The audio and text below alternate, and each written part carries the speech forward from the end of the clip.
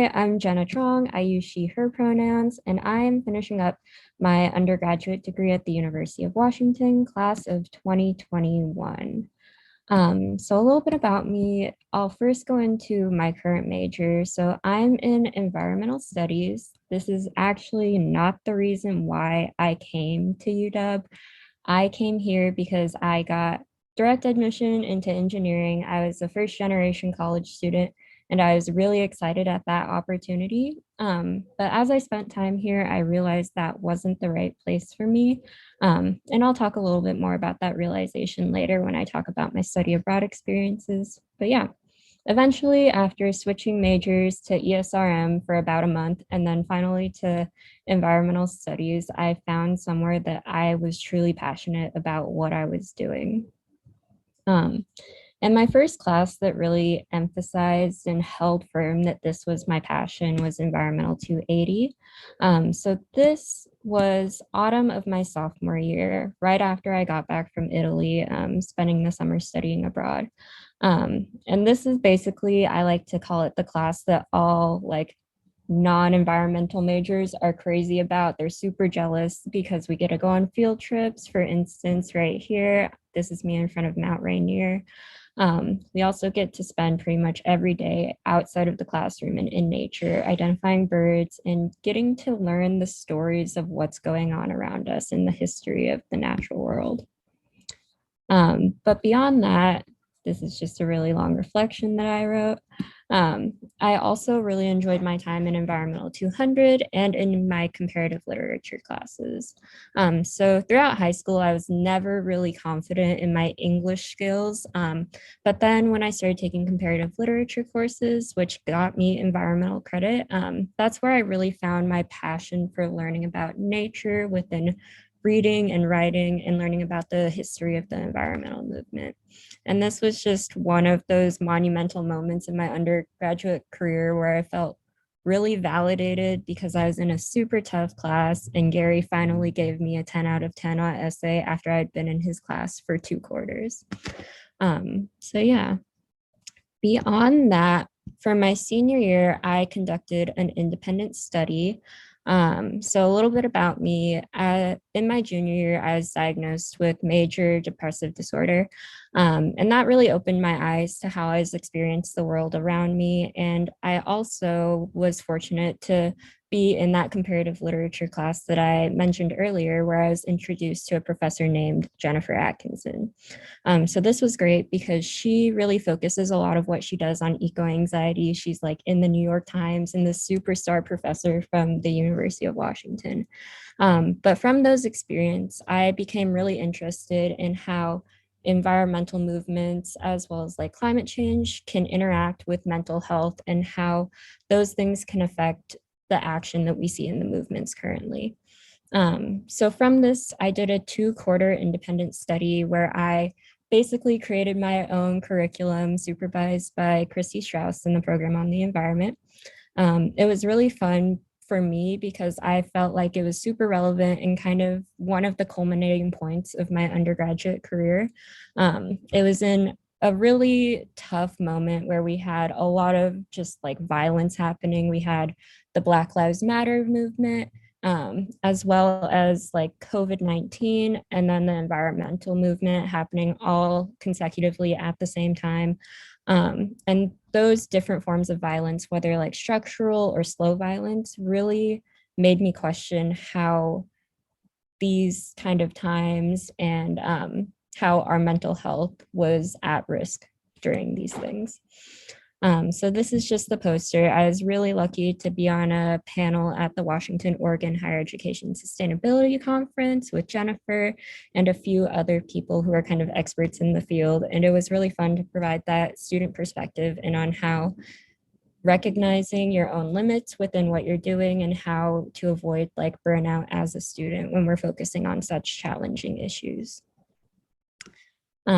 And lastly, for my major, I'm going to talk a little bit about my capstone. So the environmental studies major features a three-quarter capstone in which we do an internship, research, and then we present our research. So my capstone was in the Environmental Protection Agency, and I worked with the Children's Health and Pesticides teams in Region 10. So a lot of what I was doing was focused on risk communication and building up networks to share information and disseminate information. And while my internship was remote because of COVID, I don't have a ton of fun pictures and I didn't go out and get to do field work and stuff, but I still learned a lot. And I was particularly interested in barriers within the EPA to effective communication. For instance, the bureaucratic structure, how existing norms impact that, as well as certain assets that they have, for instance, funding, personnel, all that. And down here, you'll kind of see the process that I went through of creating a research poster. First, I was like, oh, it's going to be super cute and fun. And these are the different drafts that I made. But eventually, I settled on going with UW colors and keeping it professional because that just felt like the right thing at the moment. But yeah, I'll be presenting my capstone information in about a week, and I'm really excited. Hopefully, you'll be able to see it if you're interested because it'll all be recorded thanks to our virtual format right now. But yeah, so beyond my current major, I have also done college honors. So that means interdisciplinary honors as well as departmental honors. And from my honors experience, the two things that I really wanted to talk about that were really formative for me were studying abroad. So the first time I studied abroad was in Italy. It was on a program called Water in the Environment, led by two honors professors that were lovely. I got to eat pizza, gelato, all that fun stuff. But really, this was one of my first introductions to environmental education at the university, given that I was an engineering major. And coming out of this is what made me realize that I wanted to do this full time. Like, this is what I wanted to be my career.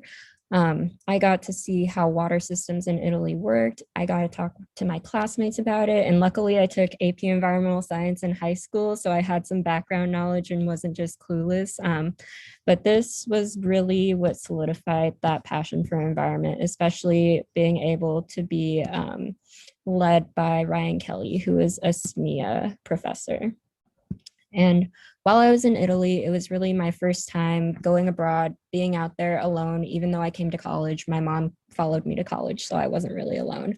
But I felt like a new sense of independence and a new desire to be a global citizen, which continued the next summer when I went to Sweden to study human rights, specifically around LGBTQ plus rights. So this was also a really informative moment. I didn't really recognize that the environmental movement could play a role in here.